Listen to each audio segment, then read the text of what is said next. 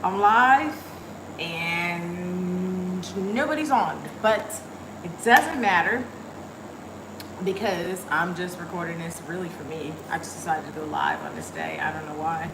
That's what you do. You go live, you take a chance, and woo! I don't know. But we're getting started. I'm jotting down some notes. I'm just jotting down some notes about my dad. His funeral is going on right now, I think. I don't know. I I'm not welcome, so I will do my own funeral. I better get this off my head. We're gonna be really live in like 15 minutes, but I'ma just get a little ready. Okay. I don't know how this sound is. It's probably trash. I haven't used this microphone in I don't know how long. So yeah, I don't know. This is all new. So I gathered what I have, which is pictures. I found two pictures. Yeah, I found two pictures because I don't need nobody to be acting like they hoarding. I'm trying to turn this air off, y'all. But I don't want to turn it off because it's gonna get too hot up in here. I found two pictures of my father. That's right. So yeah, I got pictures. I don't need to reach out to my Jehovah's my family members because I got pictures and I got negatives. So I don't really need no pictures from them at all. I'm jotting down just some quick notes because I'm gonna really get this thing started at like 5 o'clock. God willing, nobody don't call me or anything like that. Because we live right now, celebrating and being grateful for my father. Okay. Let me just get my thoughts and my notes. I'm trying to grasp every little thing, y'all, because I don't even know how to turn these comments on, y'all. Y'all better know that I don't know what the F I'm doing because I have never been live on YouTube. Ever! And don't ask me what I'm doing because I don't know. So, you wouldn't know how to do this.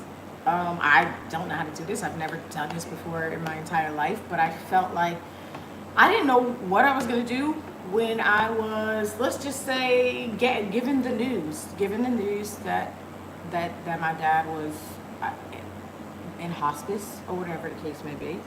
And then I turned my phone on. I flipped my phone on early on the morning of. I guess that I don't know if he died the night before. I don't know. This is an ex-JW situation. This is a unique ex-cult survivor situation.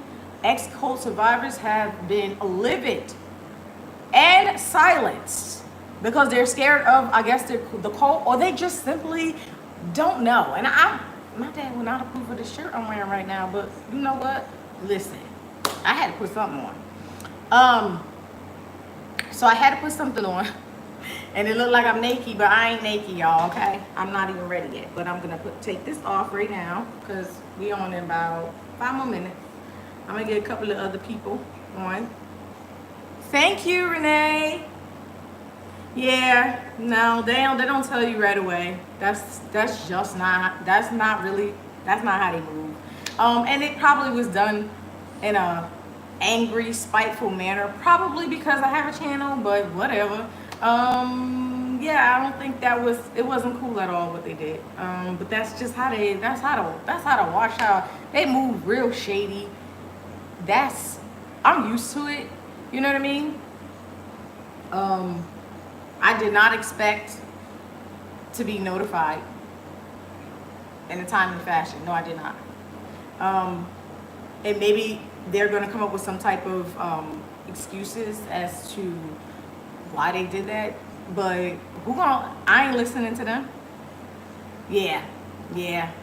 Basically, a stupid secret nonsense inside. They're not really a secret. Everybody knows, who they are. But thank you, Renee. Cheers. Listen, we got to get started in like 2 more minutes, I think. Um, let's see. 4 more minutes. 4:56 it is. 5 o'clock. We're gonna do the damn thing. I don't know what is going on their end of the spectrum, and I really don't care. I got a notification from one of my siblings that of the services, and this was a couple of days ago, possibly a week. Don't quote me because I don't know.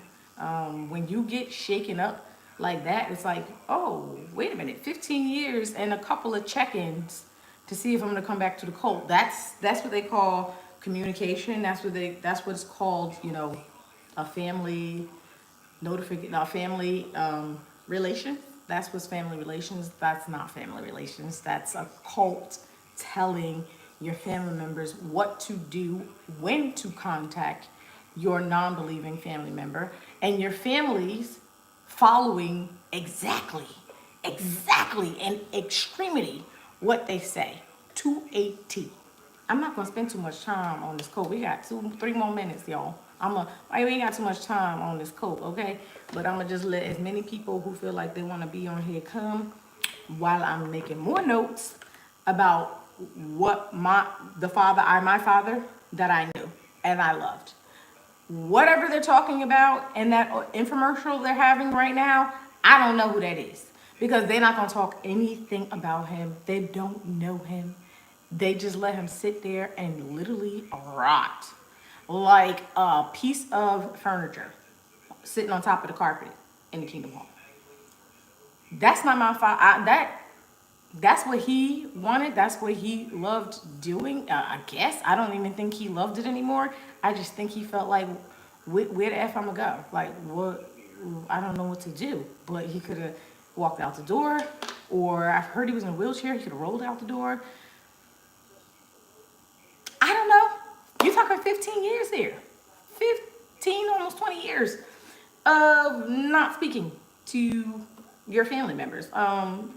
This is not a joke. This is some BS, but it is expected BS. And my goal with this live is to hopefully inspire other cult survivors that you don't have to go along with what the cult says. This is how they're going to do it, because when you're shunned, when you're excommunicated from, when you're exiled, when you are dead, which you are dead to your family members, there is no funeral. There really is no way to do it, because you're sitting there in sadness contemplating your own, life. Like, what do I do? How do I live? Where I go?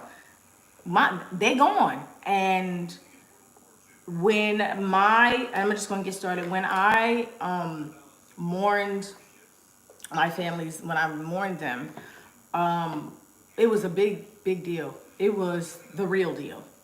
Because at the time that you are shunned, disfellowshipped, even when you disassociate, they treat everything across the board the same. Shunning, disfellowship, all of that, it's the same thing, right? It's the same exact type of ceremony. It's the same treatment. You ain't being talked to. And the only circumstances under which you will be spoken to is to proselytize to you and ask you, when are you returning to the cult? If you are not returning, there's not much of a conversation that your family members are going to have with you. There's no conversation. It's like, when you coming back? They will spend like 3-4 hours asking you, when are you going to come back? Yeah. So now it's 5 o'clock finally. God darn it. We got 5 people. Listen, I didn't give a damn if it was one cult survivor. I'm gonna show the world, whether it's 5, 2, or 1 people. How do you celebrate? How do you celebrate your family, your loved one, despite being shunned and treated as dead from the instructions from cult leaders? You do it just like this. This is how I'm doing it. You don't have to do it my way. Everybody mourns their own way. I think people should just mind their business when it comes to people mourning their family members. And that's just my take. Let me see if I can get myself a little better. A little Bob Marley right there. Bob, oh, Bob is here. Okay. So,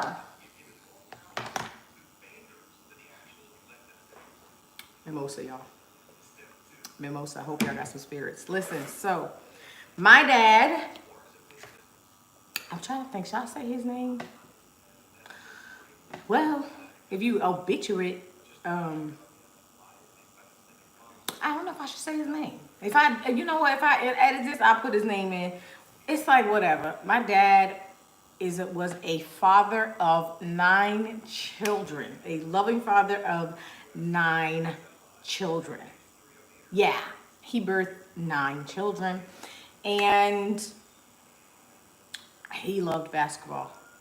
He loved basketball. I mean, he loved it so much. This is what he looks like, and this is me standing next to him right here. I can't really, this is live, y'all, so I don't know what the F I'm doing.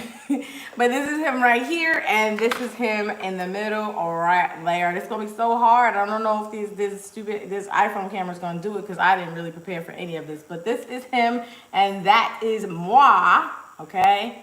That's moi, and that's my dad, and I look just like him.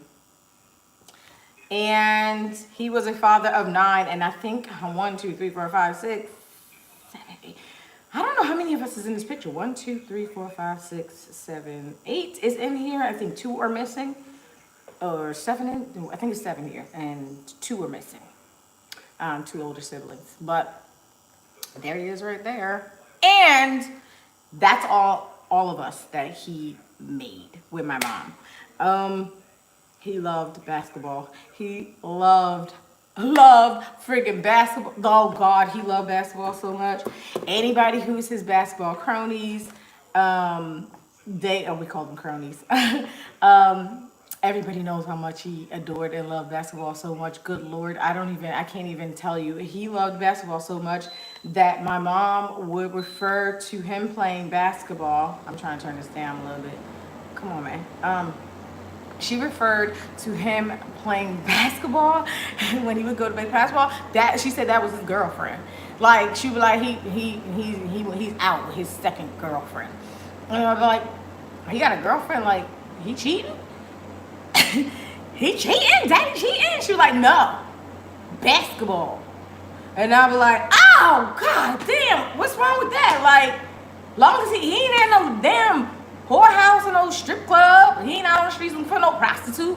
What y'all you mad for? Like, ew, he playing ball, but he did do a lot. Thank you, Cassandra. Hi. Thank you for coming. Ooh, y'all better have some spirits though. A little mimosa ain't never hurt nobody. And I dare any Jehovah's Witness come up on here talking about drinking when they the biggest goddamn alcoholics on the goddamn planet. Because that's the only thing they're allowed to do. But this ain't about them. But I dare. It's Sunday and it's mimosa time, bitch. Another thing I enjoyed, what did I enjoy? I also enjoy about my dad. Oh my God, he had because basketball, he was so good.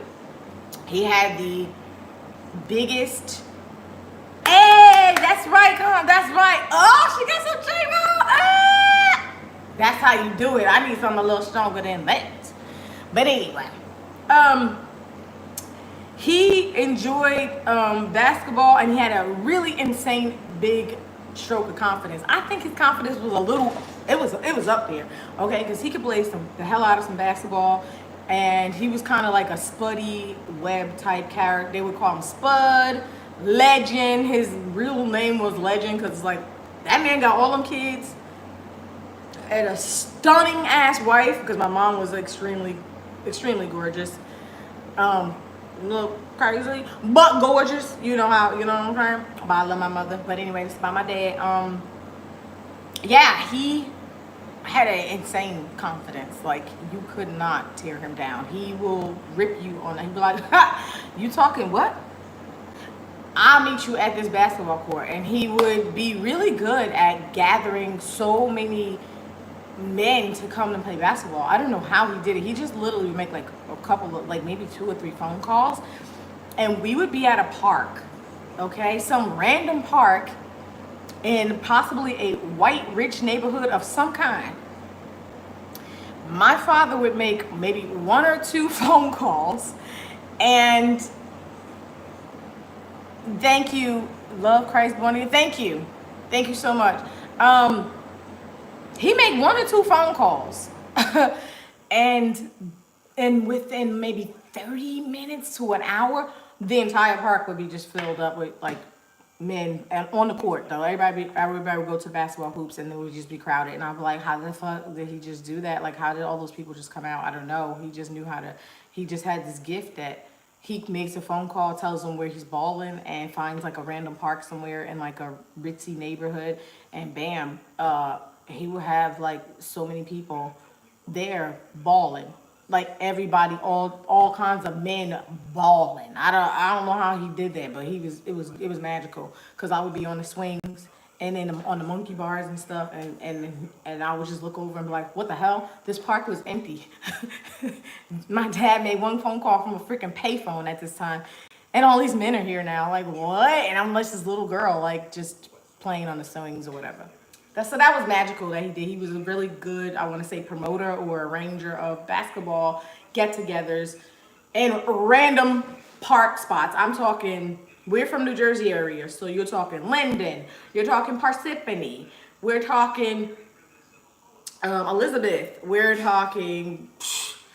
He just would find them. I don't even know how he did it. I don't know. He would get lost, I think, a lot of times, because, we didn't have GPS. So he'd get lost, find a park, jot the park down, and the next thing you know, we're going to the park. But he had his favorite spots like Bloomfield Park, Bloomfield, Wassesson, I think it was. Yeah, we went to Wassesson a lot. Whew, a lot.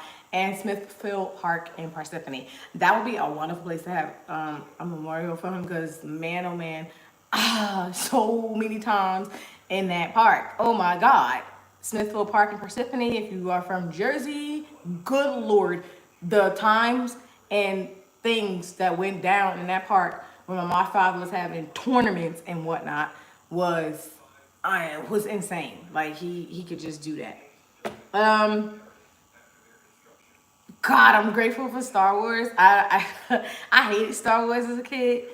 He loved Star Wars, and he was a Trekkian. But I didn't get into Star Trek, but Star Wars was huge. I don't even know why. I was, raised in a boys' home. My dad, it was mostly my brothers and my father, and he would dominate. Like, listen, we're watching Star Wars tonight, and he put it on his like loud speakers and whatnot. He put it on his speaker, like we had a whole surround sound system, so he make it like we were at the movies, like we was at the movies. You watching Star Wars, that's it. And so many times Star Wars was on, I was ignoring the crap out of it. I was like, ew, this is such a like dude movie, like freaking lightsabers and Darth Vader. Like I'm not into this. Get out of here. Like that's not a girly movie. All y'all got is Princess Leia. Ew. And eventually, with him watching it that much, I mean like that much, I think it was Empire Strikes Back. I saw Empire Strikes Back one time, like not one time, but like he had it on a lot, and I was like, okay, I'm just gonna try to get into this space movie. Well, once Empire Strike Back ended, boom, I was hooked. I was like, oh my God, we gotta come back on the Emperor. I was knew all the characters' names, Luke, Yoda. I was like, I think I'm a Star Wars fan now. And yeah, that's what happened. And so people find it weird because they're like, oh, most of the time, I guess I know black people aren't into that, but there's a lot of white movies up in my house. I don't know what y'all talking about, but it was the way it was. And yeah, I like Billy D. Williams. And yeah, he brought that into my life. Seriously, yeah, I would not be a Star Wars fan. I wouldn't even be really to my guy right now if I wasn't a Star Wars fan. Like, no way, Jose. Anyway, how did he push me? He pushed me a whole freaking lot. Even though we was in that freaking, cult or whatever, and he was like a high-ranking elder type official, like he still had his own ways. He still has his own mind a little bit, but he was still keeping real hard touch on that damn car. Oh y'all, man, he was, but because he really felt like that was the right. He really felt like that shit was. He felt like it was right. Like he, but then there was a little tiny voice of reason, I think, in his brain that was like, this, no. Like, no. I know there was a tiny little piece. I saw it. That's my dad. I was very connected to him. And I knew, I was like, nah, something ain't right here. Nope, nah, something ain't right here. And that's probably why I'm the one spared, the exiled one, because he gave me a teeny tiny little snippet that this shit ain't right though. I'm trying to turn this air back on. Like, why are we acting like the air want to act shady? Yeah, stop acting shady, because you usually come right on when I hit you. So, yeah, that's, what was I saying? Your dad, oh yeah, my dad, he stopped going when you was in your teens. Yeah, mine didn't stop though. But he gave me these freaking little hints that he was pissed off, he was done with him. And I think the only reason why he was possibly staying, it had to be because my mother was just so freaking gung-ho. And he seemed like he was like, yo, I don't want to do this no more, but now my wife is hooked and my boys are hooked. My brothers were hooked. And getting, some of them were getting, my older brother got this fellowship. My other brother was a ministerial servant. It was oh my God, a charade. When my family started to fall apart, oh my God. That's a whole nother video. We celebrate my dad.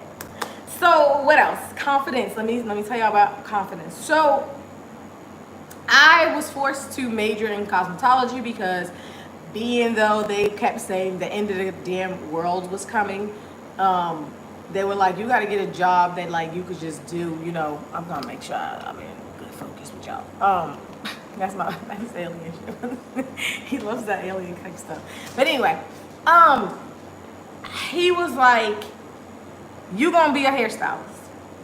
There was no discussion. It was like, put down your violin and pick up a curling iron. And then I was like, well, I mean, I don't really want to, but I kind of like hair. But I was kind of very artsy and musical and actress type girl, you know, glam, I was into all that. I wanted to be a gymnastic, honestly. I think everybody knows that. Y'all seen some of my videos. I wanted to be a gymnast, okay? And they were like, well, you know, that's money and you're a little too big. You know, you're going to outgrow that, and that's for little short girls and all this nonsense. So my dreams of being a gymnast was shattered because, one, Jehovah Witness, no way. Money, number two, we ain't got that. And you ain't gonna be no damn gymnast because you probably gonna be too tall anyway to be a gymnast. You know, that doesn't mean I couldn't have been one, but I would have probably outgrew and started fucking up, like ruining my body and stuff like that. So it was like, nah, you gonna have to pick up a curling iron. So I picked up curling iron. I majored in Fashion Fair, Floyd Roberts representative. I know Fashion Fair. Oh, I love Fashion Fair, Renee. Ooh, and they made a big comeback to Sephora too, girl. You know, Fashion Fair is like, they were like the blueprint for black lady beauties from the time I was coming up, and then came back. You know what I'm saying? And they came back. Floyd Roberts, not Floyd. Fashion Fair. Yeah, you're right. So curling iron it was. Thank you. Yeah, I literally just slapped all this on there. It's like, yo, I want to pop some lashes, do this thing, you know, like it need to be done. Looking naked up in here. I ain't naked, y'all. I want to do that. No, I will not. Oh, no. Oh, my God. Love Christ Born Again. No. Oh, come on. You better take a sit with me. This some BS. They doing this to us. Ew. You need to be suing the Watchtower, okay? We all need to be suing them billion-dollar bastards. Anyway, this ain't about them. And I said I wasn't going to curse in honor of my father, but no. They get me mad. I hope they don't children watching this. They don't children, don't be watching this. Go click out and go play with your Legos. So here it was. I went to get my cosmetology license, and my my dad was like, so I went to school, high school.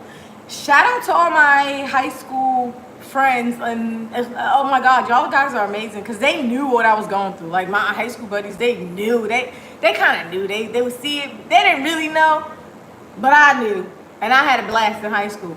Thank God. I think that was my escape from the cold. Yeah, that was my escape. Yeah, that was my escape, and they saw some things. But I was majoring in cosmetology because that's what I was told to do. And come time I was finished cosmetology class, I had gotten all my hours in, and here comes the New Jersey State Board test. Okay? And this is when my father was the bizom.com. So my test was coming up. I was totally bummed about my test. I was like, I ain't taking that mess. Ew, I'm just gonna work in a hair salon. I already got a job. F out of here.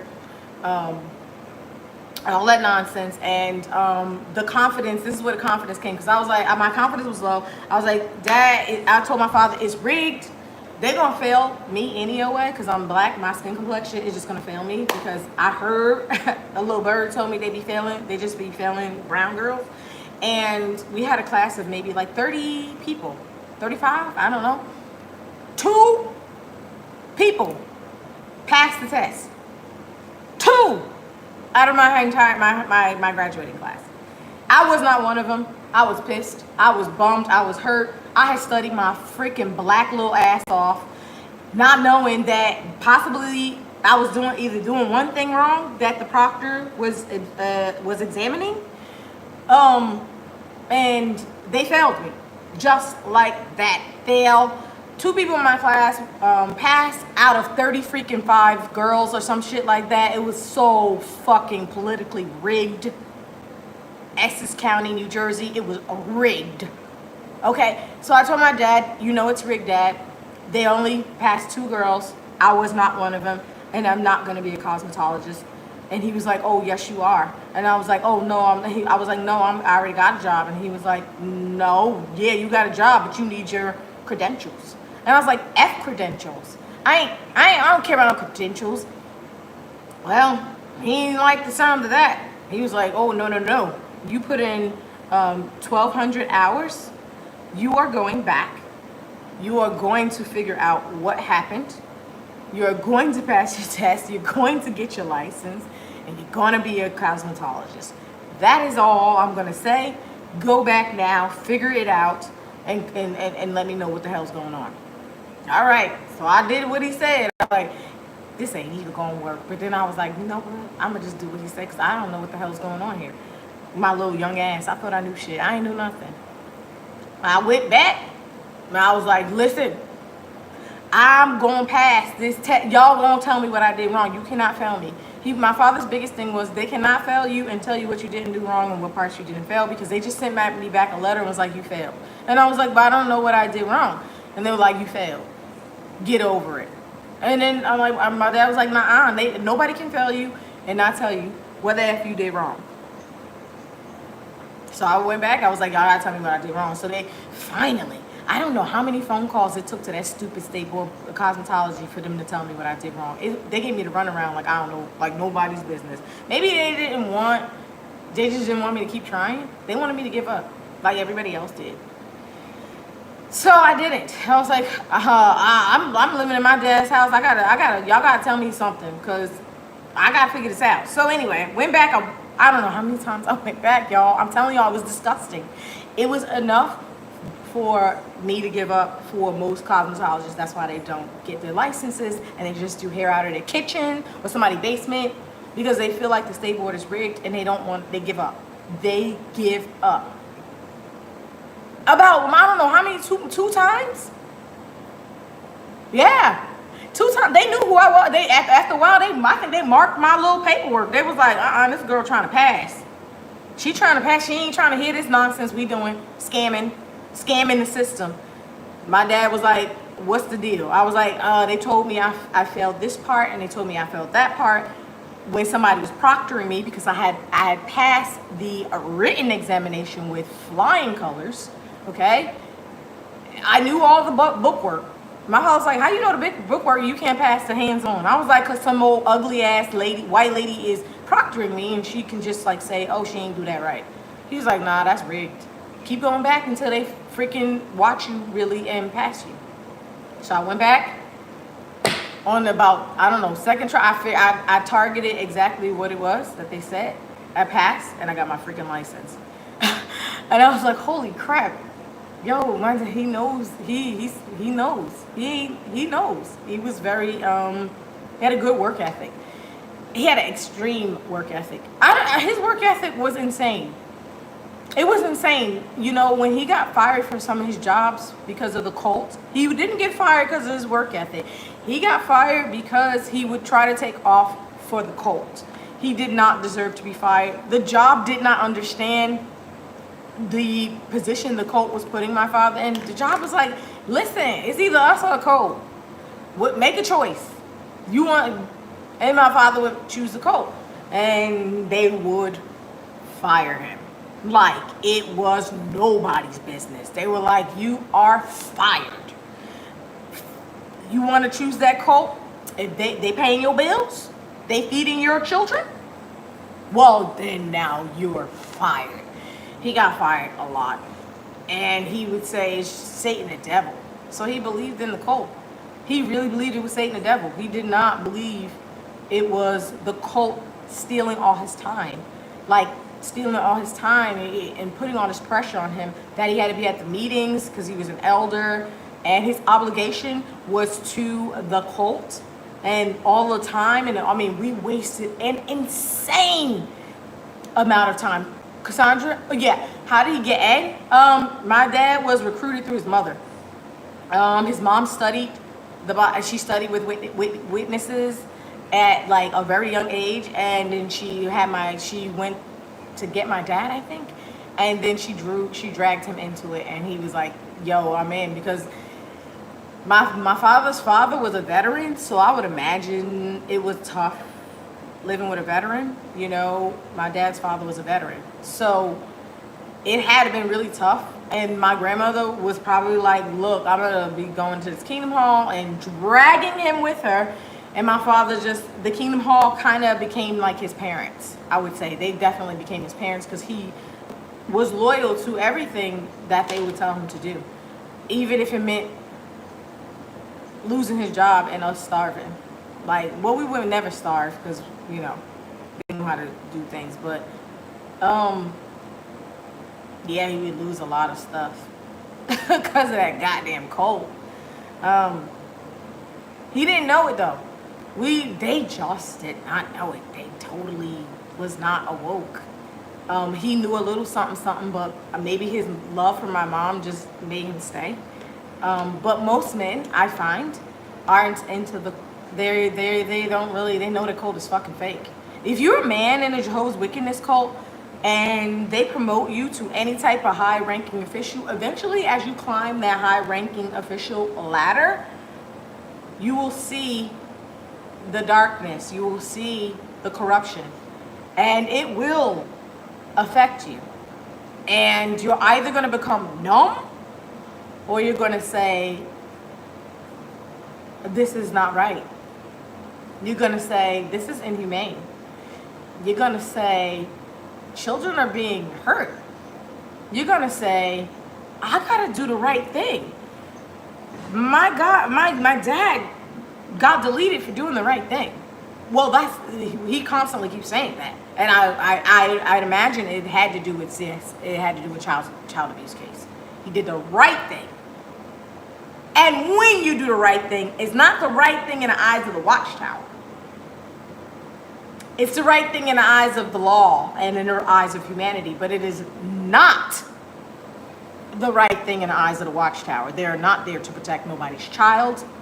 And as an elder, you are to not advise, not call the police. No sirree, Bob.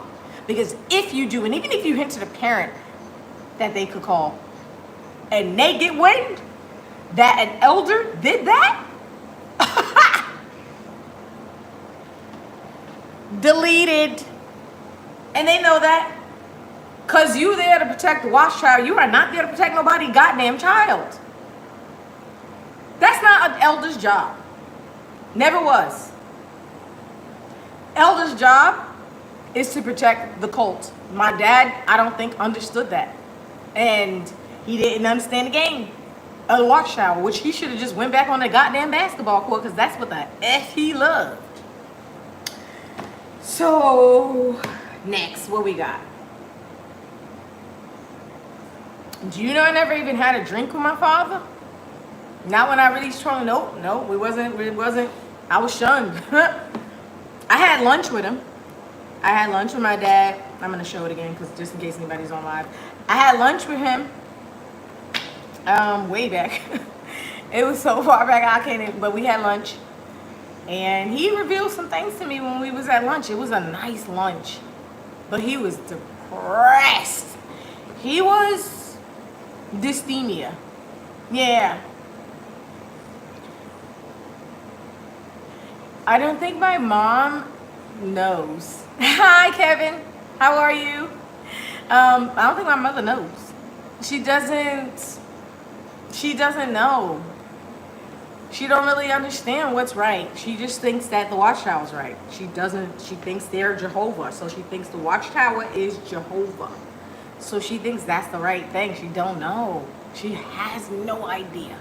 And anytime I would try to tell, the last time I'm going to just interject to my mom, the last time I spoke with her, it was just to check up on me and to proselytize to me because of COVID. It's got to be something apocalyptic. It's got to be like a pandemic. It's got to be a disaster for your Jehovah's Witness family to reach out with you. And when they reach out to you, it's a perfect opportunity for them to proselytize to you and tell you the end is near. You know, and then what you gonna do? You gonna come back. You know, and you're like, what? This ain't got nothing to do with the end. This been on the damn news. Yeah, return, that's right. The goddamn return visit. Ew, I'm your daughter. I ain't no damn return visit. Thanks, Renee. And that's kind of how it goes. And you're like, you still, I haven't spoke to y'all. I don't even know what you look like no more. And you just come left field talking about you coming back to the hall. What hall? I ain't going back into that stank ass place. Like, There's too much mold in the walls up in them places. There's a lot of stuff in those halls that are volatile to human health, such as mold. That could be what triggered my mom's arthritis. Is this mold that was in the walls at my Kingdom Hall? Oh my God, the smell was unsightly. It literally knocked you like 5 feet back when you walked inside the Kingdom Hall. Like, whoa, like, what the fuck is that smell? And you're like, it's mold. It's mold. I know it's mold. It's mold, and it is mold. Combined with possibly asbestos or some shit. And yeah, they don't know. And one weird reason when I woke up, this is back going back, and when I was in the hall, we had moved to this new hall and it was corroded with mold. Okay, that hall is demolished now because the mold problem was huge. Them witnesses is to me, they retarded because they need a lawsuit. There was a young girl that even died, okay? Because some reason I think the odor or the smell was affecting the sisters in the hall. And somehow, one after another was getting like multiple sclerosis. It's kind of had to do with the respiratory, maybe they're breathing or something like that. My mom got some rheumatoid arthritis out of freaking nowhere. Well, I'm like, it's that motherfucking Kingdom Hall. Oh, hell no. So it was the mold. Like I said, a 20-something-year-old died. And of course, no investigation because they live off the grid and they don't deal with the police. So whatever. But let's get back to my dad. What are some other great things that I could recall? Just family oriented. We were very family orientated. I mean, family first. Like, I couldn't understand how we had a family first type code with my family. I can't understand how we had a family first type of code, but then when the watchtower came, it was like, nah, the watchtower first. And I was like, oh my God, which comes first, the family or the watchtower? Because according to me, it was always family. I didn't give a shit about no damn watchtower. I'll say, we first, right? And then my parents were like, no, the watchtower is God, Jehovah is. And I'm like, no, I don't think Jehovah, that ain't Jehovah. And then I would get in lots of trouble. I mean, lots of trouble for my standing up in my mouth. But then it was like, my dad, you gave me this confidence that like to look into things, to do research, and to like be confident. And he's like, yeah, but you gotta pipe down when it comes to that. And I guess I was supposed to fall in line. But I was like, nah, this line is tainted. This line effed up, yo. This a cult, yo. And I tried to really, really break my dad down. Like, I really tried to get to him, and he buried his head and shook it. Like, he was like, Armageddon's coming. And I'm like, what the fuck, it's not. Calm down. There's no fucking Armageddon. What are you talking about?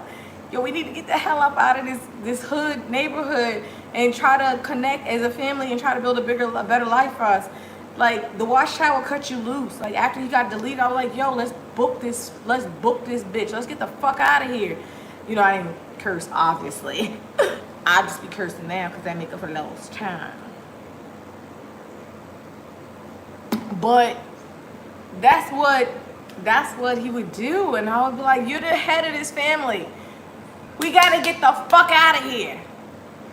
Let's book on this cult, let's book on this religion. F that, they don't even like us. Like, I think the cult really looked at my parents and they looked at my family as extremists. I don't even think my family is the average Jehovah's Witness. Or Jehovah's Wickedness, as I like to call them. They're not the average Jehovah's Witness. The Jehovah's Witnesses did not like my family. I can't even understand why they still in there warming up those crusty ass, smelly ass, stank ass Kingdom Hall seats, because the Kingdom Hall showed us very clearly that they did not like my family. They don't like that we stood up for ourselves. They didn't like that my father had confidence and he put it on his children, and we had this very braggadocious type confidence. I was like, yo, we gonna do this. Yo, F y'all. And then it's like, to see me now, it's like, oh, what is she doing? It's like, ew, y'all still in that bitch ass cult? Come on, man. Lead them niggas. I hate saying that. Lead them motherfuckers. Like, get out. Let's get out. So we can work on our relationships and stuff. Nope. They was like, nah, we staying. So we were staying. My father was at every graduation, every celebration. Was he at my college graduation? Yeah, that was a tough one.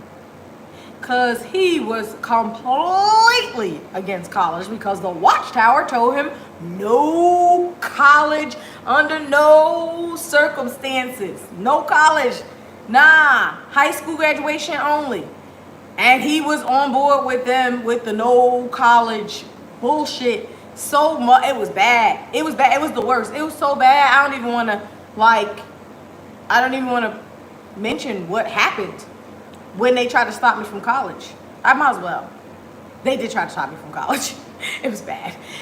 It was so bad that I went to the financial aid advisor, and I was like, you gotta talk to my parents. I was crying. I was like, look, you gotta talk to them. They don't understand that I want to go to school, and I want to learn, and I want to be educated, and I want to, I just want to learn. I want to learn what the hell's going on with this goddamn world.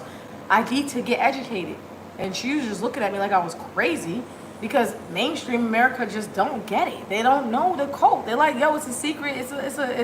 They are totally clueless. And I put my father on the phone. Woo, child, that was the biggest. Woo, that was a mistake. I was like, I'm going to call him and you talk to him and try to explain to him. Well, that didn't go well. Um, he hung up on the financial aid. He hung up, slammed the phone on the financial aid advisor. Ooh, child, it was the most embarrassing. I think I wanted to crumble up into a hole and die because she was just like totally baffled. Like, wait a minute, my parents want me to go to college. Your parents don't want you to go to college? I don't believe that exists. And that's why I made her call him, because she was like, I don't believe that that exists. And I was like, I was in a cult. And she was like, what's a cult? Like, what really is it? I heard of a cult, but what is it? What do they really do? I was like, you don't know what oh, fuck, you gotta be in a cult to understand a cult. So I just put him on the phone, and then yeah, he hung up on her. It was so embarrassing. But I ended up figuring out a way to get in there. That might be it for another video. Because I needed to figure out what the fuck was going on with this world. I needed to figure out what I was a part of. I needed to figure out, was I in a cult? Is this a cult? Because shit, I keep hearing we in a cult, but I need some proof. I need some information. And yeah, I got the information that I did not want to know. Yeah. Probably the most traumatic revelation when you get that confirmation, because I didn't know then. But anyway, we would cut up and blow the roof off my household. We would laugh. Oh my God, me and my father would have the funniest, like, comedic moments that were just insane, where we would laugh so hard I probably would pee my pants. That's why when I try to make people laugh, I try to make them pee their pants. Because I'm like, listen, if you ain't peeing your pants and you ain't squirting no liquids out your nose, then I ain't do my job, because you gotta laugh. And that's why I feel like I'm kind of here to make people laugh. But then I also kind of shed light to some sick deep stuff, because I don't like no human beings to be hurt. I don't like babies. I don't like children to be hurt by nobody. I fucking hate it. And if somebody knows a kid's being hurt and they don't do jack shit, or they do some bullshit talking about leave it in some Jehovah, who hands? Where the fuck where he at? Who hands? And that more babies are in danger of predators? Who hands we leaving it in? Oh no, hell no. Oh hell no. Oh hell, who? What? Leave it in what hands? Oh, fuck out of it. Yeah, alright. Yeah, alright, leave it in Jehovah's hands. Some babies getting hurt, some children getting hurt. Leave it in Jehovah's hands? Yeah, alright. Have Jehovah call me. Have Jehovah call me. Okay? What's his text message? Leave it in Jehovah's hands. Get out of here with that. Like, nah. Bring that motherfucker to justice. Hey, Totally Awake Police, what's up, girl? Thank you so much. I'm trying to figure out this live, child. I don't know what I'm doing. And I'm still on for about an hour. No, I'm about 48 minutes where we at here. So I got about like 15 more minutes. What else? I was his little, he called me my nickname. I was his poopsie. I'm my dad's poopsie. And I guess he was like so thrown back, like, oh my God, the youngest child, my youngest daughter, my princess is, that's right. Nope, they're not. They are not. They're not. They're freaking in the lion's den or something, ready to get eaten up by some predators that they done recruited out of jail. Ew. You know what?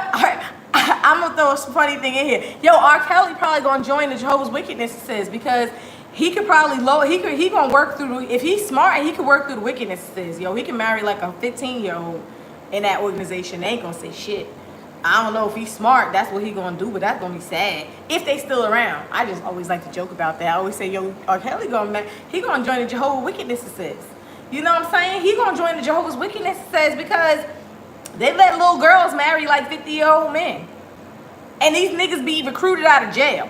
Yeah, they be recruiting niggas like right straight out of jail. Yup. He come to a knowledge of Jehovah. You know, and then the innocent girl just all kinds of smitten with an artist or a former artist or a nasty ass predator type artist, Bill Cosby motherfucker. And she be marrying him. She don't even know. She be like, oh, he was a former jazz player. And you like, girl, that's an ex-con. He was time up in jail. What you doing? And the little girl don't know. And that's why I keep saying that's my theory, that R. Kelly going to join the Jehovah Wickedness cult. Because if his thing is little girls, well, that's where they at. If they still around when he try to get out, he might start getting proselytized too. The elders going to show him the ropes. They're going to probably try to lower his sentence with that little, he a man of God now bullshit. And he going to be like, yo, I'm going to get my little thing back. He going to get his little girlfriend. And the little girl going to be so smitten, she's not going to know that he's R. Kelly, the one that fucked up like 30, 40, 50, 60 women. She not going to know that. She going to be like, I'm married to a former R&B star. And we're going to be like, oh, hell no, that's that motherfucker. No, that's R. Kelly, yo. That's my body's calling. He sings about 12-year-olds. And she going to be like 15. Talking about age ain't nothing but a number, honey. He knows Jehovah now. Ooh, I got R. Kelly in my pocket. Poor little girl. Poor little girl. Anyway, so what else? My father loved basketball. He graduated from high school. He did not go to college. But he pushed the crap out of us. Like, we were going to become college professors for high school work though, but he pushed the crap out of us. It was just that watchtower nonsense that he kept effing with that he needed to let go. And he was like, no, I believe this. I think people need something to believe in strongly, and even if they know or have a hunch that what they believe in is false or fake or a lie, they stay with it. Some people just like, I'm gonna stay with this lie. Like, they just stay because they just are like, I don't got nothing else. I think my dad was like, I ain't got nothing else. What he got? His mother, look my fan, y'all. He got his mother who kind of, him and his relationship with his mom, my grandmother, who my grandmother's outliving my father. Like, I think she's still alive. This is like really sad because I can't believe my grandmother has outlived my dad. But she was a young grandma. My grandma mad young. She like had my dad when she was like, I don't know, 14, 15. Very young grandmother. And she's outliving my dad. Yeah. She'll outlive her own son. I'm sure she's pretty, thank you. Yo, it be working though. It be working. My grandma is really, really old, and I don't know how she feels. She always had a strained relationship. They interacted like brother and sister. Yeah, they were too close in age, way too close in age. But she loves her son. My grandmother, look, if I ever talk, she'd be like, my son. Ha! Like, my son. Yo, she loved my dad. Not too much of my mother, okay, because she always thought somebody else was better for, somebody else was better for my dad. She always thought somebody else would be better for my father, not my mom. My mom, that's a different video because my she's still kicking. And she was just like, she wasn't feeling my mom. So I don't know, their relationship was really strained. And now that my dad is not here anymore, I don't know what's gonna happen. Oh, this is gonna be so traumatic. I don't know. I don't even know. I'm on the outskirts, so I'm shunned. So I don't know what to say to this situation, but I know it's gotta be hard for my grandma to lose her son before her, and my grandmother's pretty up there, and I don't know much about her situation. She don't reach out to me, and that was my favorite grandmother. That was my favorite grandmother.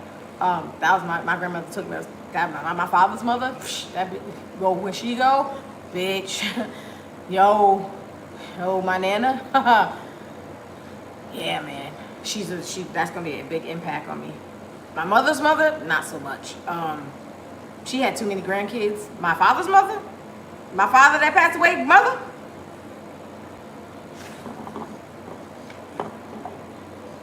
HBI motherfucker C. No, she was the bomb.com. Ain't no denying that. There for us and all. Swooped us up. Loved us to death. Fussed us out. But what? she was a beast. And that's where I get my sassy personality from, because good Lord, my grandmother is, Medea ain't got nothing on Medea and my grandmother probably like a tie. My grandmother and Medea, ooh, child. My grandmother, I would love my grandmother to go out with Medea. I don't know. Medea might lose, because my Nana's personality, that's like I don't know. It's like a forced, it's like, it's so striking that only she could play that. I don't even know if I could play her a little bit. I imitate her and people crack up, but it's pretty prominent. It's right on the same level as Medea. I could make some movies out of my grandma and my father's mother and her personality. I can make some movies. I can make lots of money. Listen, tell Tyler Perry if he looking, for another grandma to go at it with him. Hey, hit up the DMs. Tyler Perry, yo. Tyler Perry ain't worried about me. Anyway, my dad, back to my dad. I feel like he was super loyal and totally in love with my mom. Probably too much. Maybe a little too much. But I mean, I don't know any other, like, I don't think he had any, I don't know about no type of shady affairs. But he was a man, and he told me men are men, and men, we're, we're human beings, and men may look, and women look. I love that he said that, because I was like, I didn't want to ever think like, oh, he just don't look at nobody else ever, like you just some type of robot. I mean, humanly speaking, people are human than they look.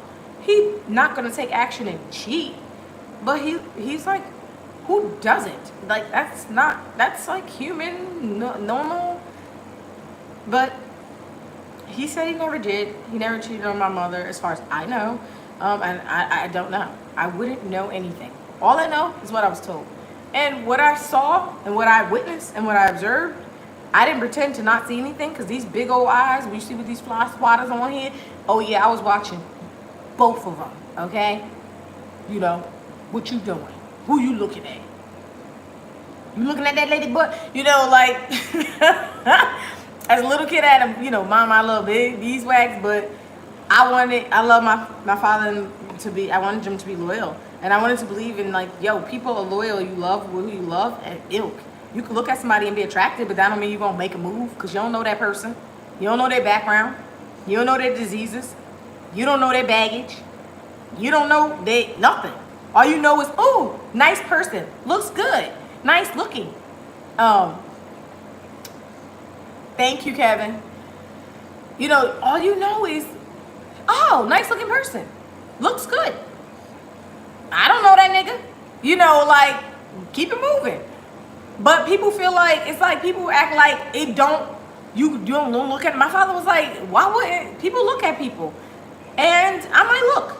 And I don't do anything. And that's why your mom is so nuts. My mother would be like batshit nuts over him looking, like if he looked, or even she thought he was gonna look. Okay? He ain't do, I always used to watch my dad like, what the fuck is she talking about? Ew, she crazy. Thank you. Tyranny, hey, thank you.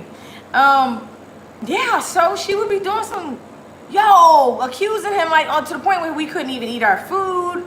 Sometimes we would almost leave a restaurant, but my dad would be like, I ain't going nowhere, she crazy. And I used to love when he would just put my mom in a place like, yo, you crazy, we ain't going nowhere. We gonna stay right here.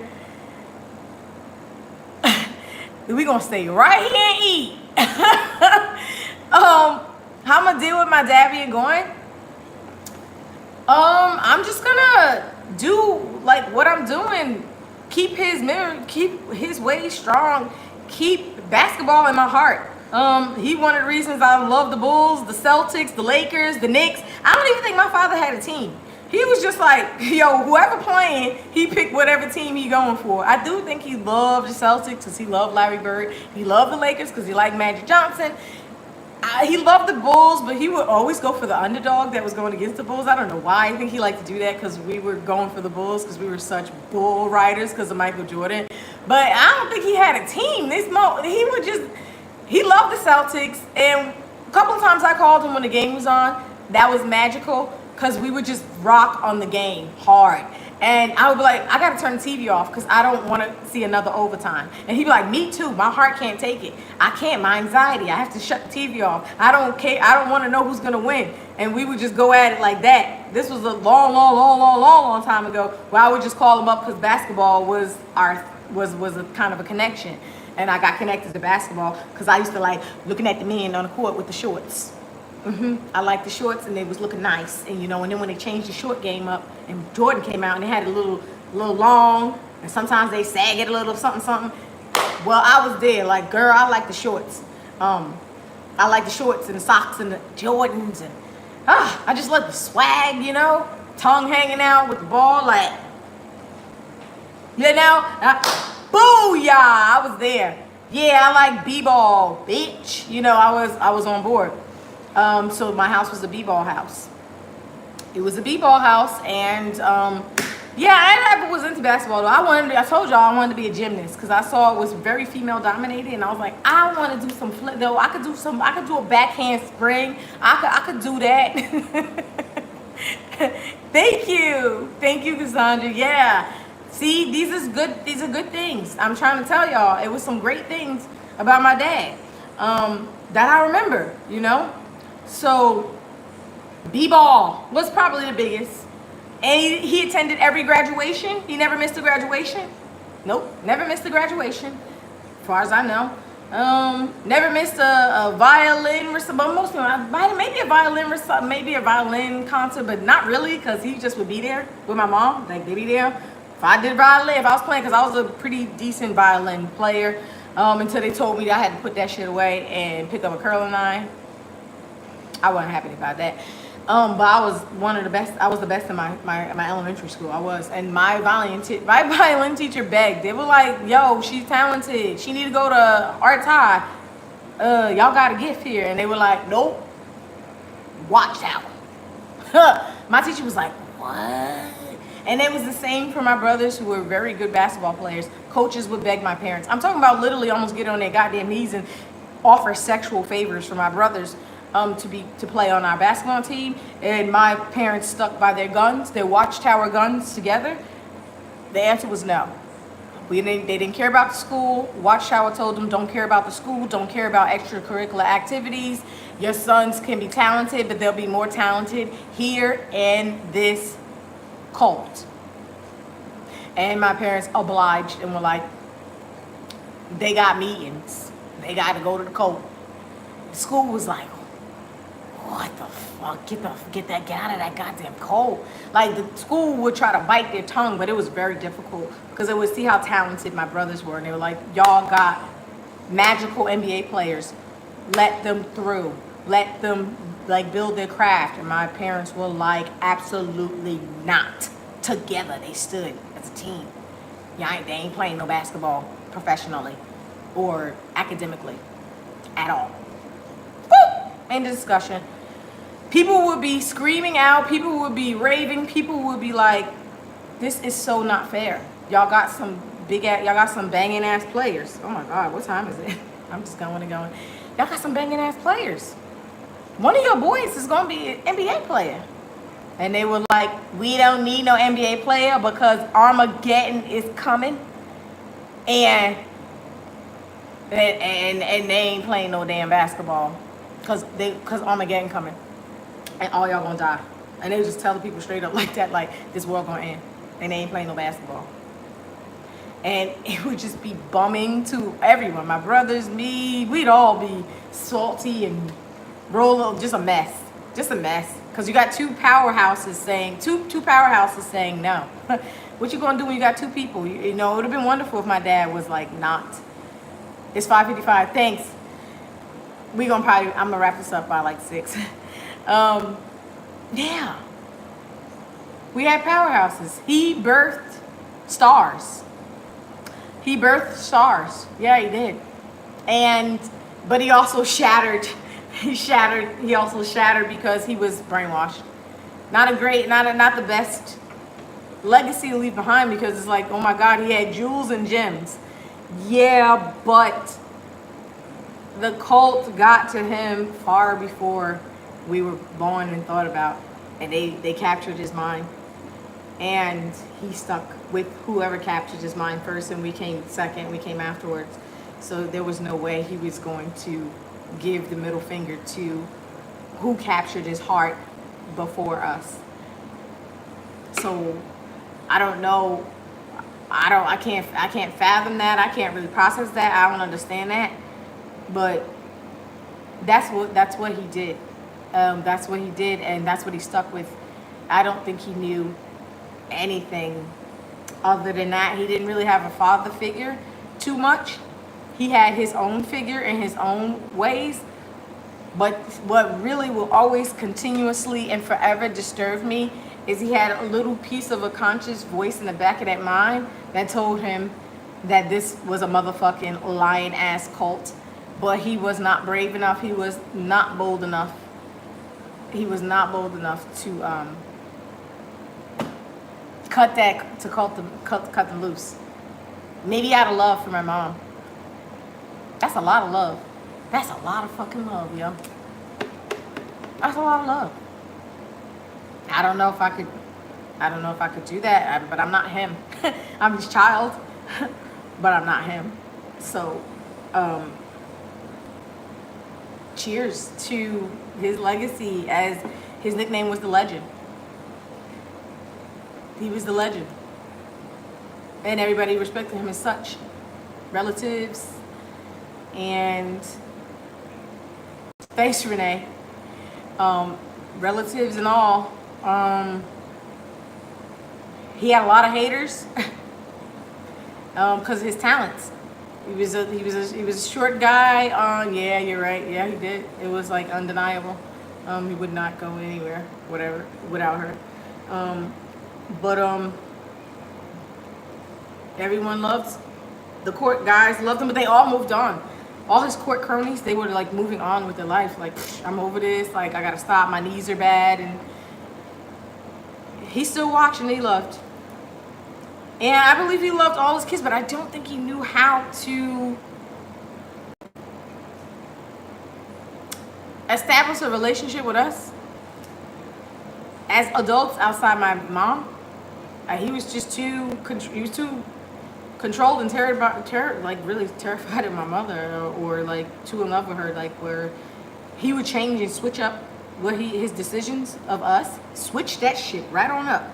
And it would be like, why are you switching up though? And he'd be like, I ain't dealing with getting no, I guess he wasn't getting no booty or something, but that mofo would change his story. And I'm like, what the fuck? Because he loved my mom. I'm like, but you said we could have, and now you saying, what? You don't want to be on the couch? But you said we could, what the fuck are you doing? Like, you lied? This is some bullshit, you know? Like, I would have all kinds of meltdowns. He would stick to it. Love. I can say that was the biggest strike of love I've ever seen in my entire life. Love is insane. It's crazy.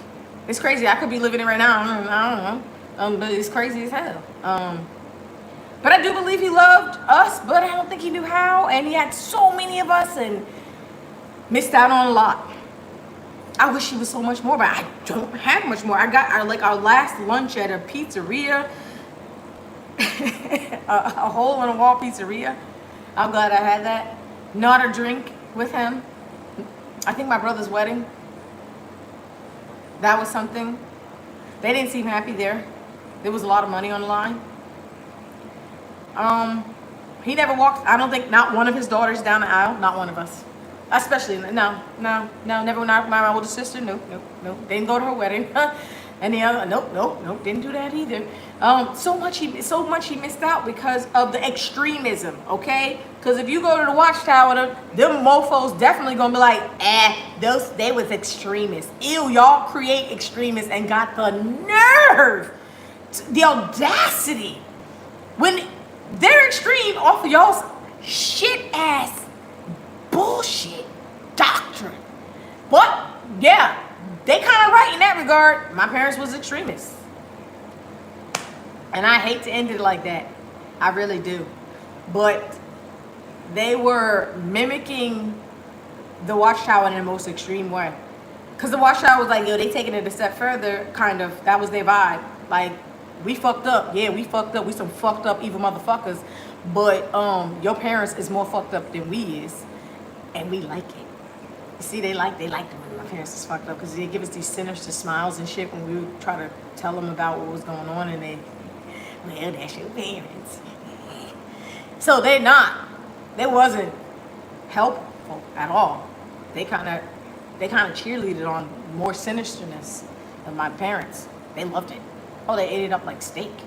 They were completely useless when it came to my parents' extreme. Completely useless. And they know they are. If you speak to them, they just had that little sinister ass, ugly ass face, ugly old wrinkled ass, white face, cock-sucking fools that they are. They love the sinister enough. They love the extremism of my parents. They ate every bit of it up like steak. It was like, wow, we need to take some notes on them type of energy. It wasn't no, oh, they're little, your parents is, nah, it was like, do what they say. Yeah, your parents is the shit. Yeah, they bragged and was like, this is extremism.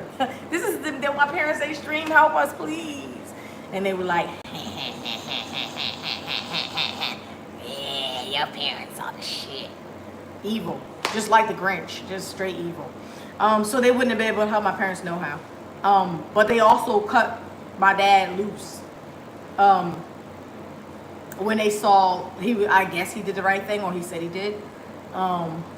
They cut his ass loose. It was like, he ain't no elder up in here. He don't know the game. He don't know the Watchtower game. He don't know the game. Yeah, they leave them hanging up holding the bag. They says, fuck you. My dad was bitter. He was bitter. I mean, like, bitter. Like, F them, but I can't say F them because I don't know what kind of tight hold they had on him. I don't know. They might have had some serious shit on his ass. But I don't know. But he was bitter as fuck. He was like, F them, middle fingers up kind of vibe. And that's probably how I was the one spared. So I want to thank my father for sparing me. I want to thank him. I am the one spared. I am the one that got away out the cold, which tells you if one got away, then it's a goddamn cult. Because I never went back because I was like, hell to the effing no. I'm a girl, I'm a woman. Them mofos gonna eat me up like steak.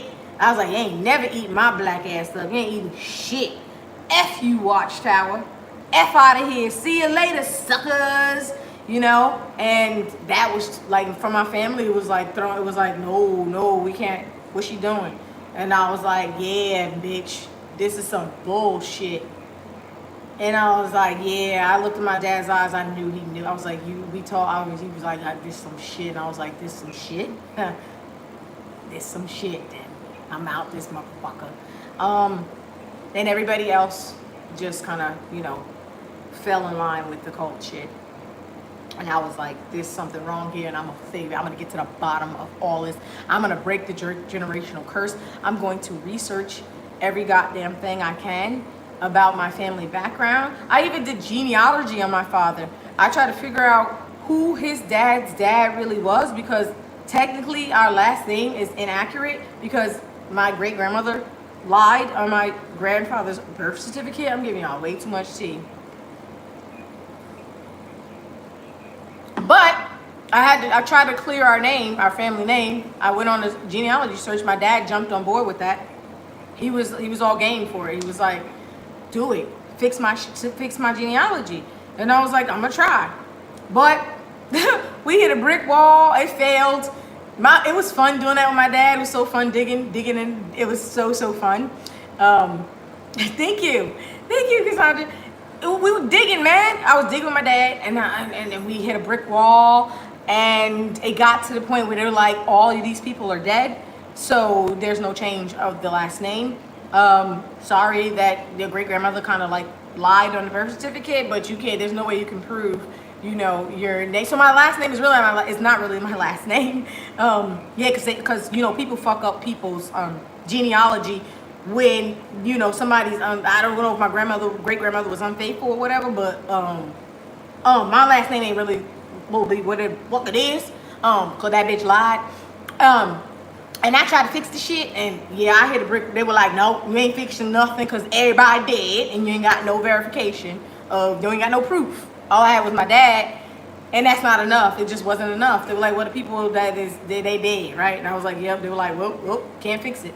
And I was like, okay, well, this was fun. Dad, you want to go get some pizza? That was the end of that. I tried. So yeah, all these generational curses and stuff that we got effed up on, you can't fix them. You just got to talk about them and tell the damn truth. Like, make videos, diary about it, and celebrate your loved ones. I'm gonna celebrate the man that made me, cause he made me. Okay, right here, he made me, and I look like him, and he look like me, and I can do whatever I want in honor of him. And I want to thank him for giving me this, my comedic aptitude, my comedic abilities. I want to thank him for laughing. I want to thank him for giving me confidence. I want to thank him for taking care of us. Like, he worked his freaking ass off, like almost killed himself, trying to feed all 9 of us. He worked his freaking ass the F off. I don't even know how he did it, but he did. He came through all the time. Yeah, he did what he had to do until he just could not do it anymore. Thanks to the Watchtower, his spirit was broken, his esteem was broken, his confidence was broken, his dignity was stripped, everything. My dad probably died looking like, probably like a King Triton type, like how Ursula Zapp, King Triton, that's fucked up. But I know his spirit was crushed, annihilated, pulverized, because he gave power to a cult. And I don't even think the cult wanted him. They didn't want him no more. And when they do that to you, you broken down to the little bitty, like a little salt granule, and you can't climb out, because you can't say F Jehovah. He thinks Jehovah's the Watchtower, but he should be saying F the Watchtower, but he thinks Jehovah the Watchtower. So he's like, I can't curse God. And I'm like, that ain't no God. That's 8 ugly ass old men in Brooklyn. Where now they in Warwick. That ain't God, Dad. And he like, but they say, I'm like, they are not God. Wake the F up. Never happened. He buried his head. They gotta be God. He said they gotta be God. They gotta be. And I was like, they not. And me and him battled. We battled hard. He ain't budge. I was like, damn, Dad. See you later. I got to go. Cause ain't no Armageddon coming. I gotta get a job, make some money if I end up homeless. F y'all and y'all damn cult nonsense. I got to go. I can't stay around. And they will say that it's you decided to leave. Like, get that lie out of here. Y'all got a shunning policy on your cult. Like, stop playing. Like, but they'll try to flip it. That's why you can't really talk too much to them, because they're gonna just flip it and say, you left us. Like, you ain't nobody leave y'all. Y'all okay, that cult got y'all asses effed up, okay? I can't F with no F and nobody gonna flip no nonsense like that on me. Like, nah, that's all right. I gotta protect my mental. Nah, you lying. I got this fellowship policy. I got the freaking manual. I can whip that shit right on out. Paragraph number says this. Bitch, it's on paper. What the fuck you talking about? I did that. Anyway. 1 hour we in? 10 minutes in? Thank you, Dad. Hopefully you sleep easy. And maybe, I don't know what the afterlife is. I don't know what that is. I just know dirt and worms. But maybe there's a nice little something. I don't know. I'd have to die to figure that out. I'll probably see you. Whatever is after, I'll see you soon. And hopefully when I see you up there, we'll be like, Now, why you ain't listening to me? I won't even have that stupid conversation. I won't even have that. Thank you, Renee. I won't even have that conversation with him because I was like, F that. We both up here now. F them. They up here too. Ew, ugly asses. You know what I mean? But baby, we will. But this is just something that a cult survivor has to go through, which is like 2 funerals. You would have to do 2 funerals. You got to do the one where they shun you and you're dead to them. And then you got to do the funeral when they actually die, and vice versa. I don't know what they would do for me. Listen. I'm gonna have to give me I'm gonna give me some type of will made up because I don't want no boring ass infomercial to be my freaking memorial. Like, get out of here with that infomercial. Like, y'all know me like that. They don't even know you. But I would say put something down on paper. Shit, even a video should be official enough to be like, I know Jehovah's wickedness. Okay? I want no affiliation with the Watchtower whatsoever. Anyway. Thank you, Daddy. I love you. I will always love you.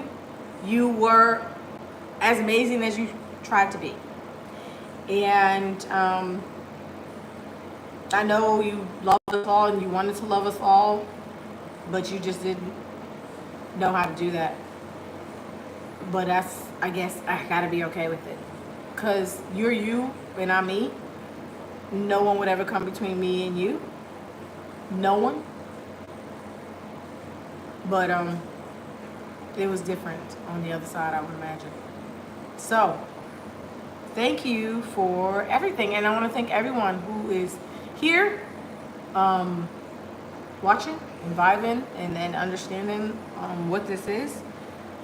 Hopefully it's live. I don't know how this live works, but can this live be edited or like this is it? Like, I don't know. I guess this is it, right?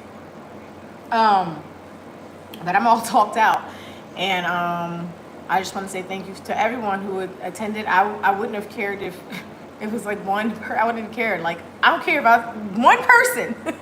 One person. You are not alone. Ex-cult survivor. You're brave. You are incredible. You are alive and you didn't commit suicide because the Watchtower would have loved for you to take your life. Oh my God. They probably have a celebration if you killed yourself. That's what they want.